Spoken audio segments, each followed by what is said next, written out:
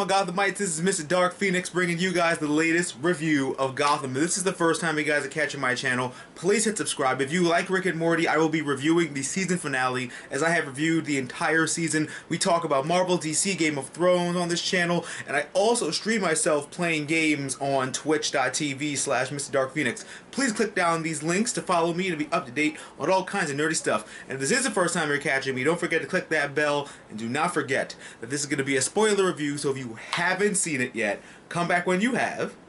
And if you have seen it, let's jump right into the newest episode of Gotham, the Fear Reaper. Rah! Should call me Scarecrow. Boo! Ooga booga! Five Nights at Freddy's. So Scarecrow is in the episode, and he did really good. He did great for his first time being in the series. I like when they first show the villains in the training wheels, because we know he's gonna come back again and again and again for different reasons, and it's gonna be fun to see why he comes back. It's always great to see them write the characters, write the villains back in. So this episode was basically about fear. Jim's fear was Lee killing herself because she couldn't deal with him anymore, and I'm not gonna lie, that shit hit me hard. I was like, especially when he was like this with a knife, I was like, this shit was really, like, it was distorted and freaky and creepy, and the clowns, and like, it's like, it was all the things that I imagine when I think about Scarecrow. When you're dosed?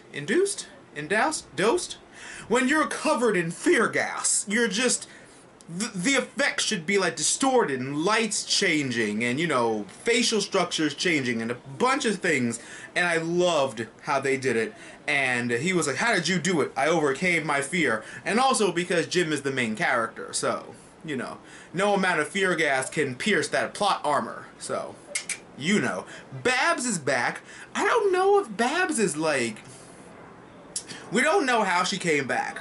Maybe she wasn't really dead. I mean, she was just like electrocuted. So maybe that like stopped her heart. I'm not a doctor. Go look on WebMD if you want to find out how to die. But it's just, I love seeing Barbara, but I feel like because she's not Queen anymore, I feel like she's weaker now. Unless she's like, she's calmer, because I loved Crazy Barbara because she was spontaneous and, you know, wacky about stuff. And this Barbara, she seems more calm and cool, and she seems like, I don't know, we're just gonna have to wait and see what's gonna happen. I still hope she's crazy, but we're gonna have to wait and see. She wants to start up the Sirens, that's what I'm calling them, because they're the female group of badasses. So it's gonna be Tabitha, her, and Catwoman, Lil Cat, selling weapons, trying to find things out, and all that fun stuff. I wonder who else they're gonna get to join that little rendezvous. It's gonna be really fun. They kicked Ivy out, unfortunately. She would have been a good, she'd have been a good member, because, you know, the whole perfume thing, but, you know, we'll talk about Ivy in a minute. Bruce births the grappling hook, and I like how he broke his arm to shoot the other guy. I'm like, I hope that they show him, like, defending his damn self. They haven't really explained how he's going to defend himself against guns. They haven't even really defended him against, like, knives and shit. They just jumped him straight to guns, like, nope, you lose your vigilante training wheels, let's go strictly gun territory. I'm like, well, that's great.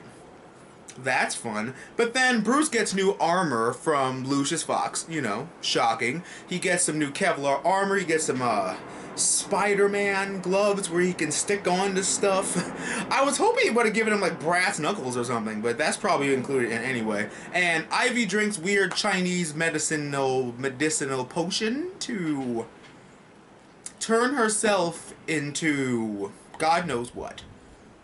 I hope they go a little supernatural with her powers, like plant manipulation, like rise my plants, or shit like that. Or maybe those probably make her pheromones like ooze from her body, you know, instead of her having to spray it on, she can just like manipulate her body and make a pheromone that she needs for a specific kind of situation. I've always felt like she could be, if she were grounded on like a show without powers, I always felt like she could be like an eco-terrorist, you know, like Dark uses her manipulation because of her pheromones and her smells and shit. So I can't wait to see what happens. What are you guys looking forward to seeing? Which villain are you looking forward to Bruce seeing? Because right now he's dealing with petty thugs and shit.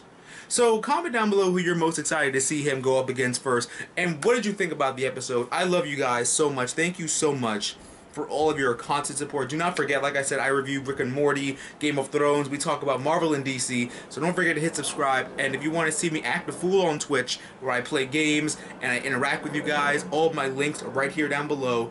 And thank you so much again for everything you guys do. I love you all so much. Don't forget, I will be going to New York Comic Con next week, so request your coverage suggestions in the comments. And don't forget to give me a big thumbs up, comment, rate, subscribe to their awesome nerdy friends. And always remember that through good times and bad times, remember to geek out and enjoy your lives. And I'll catch you guys next time with another great video.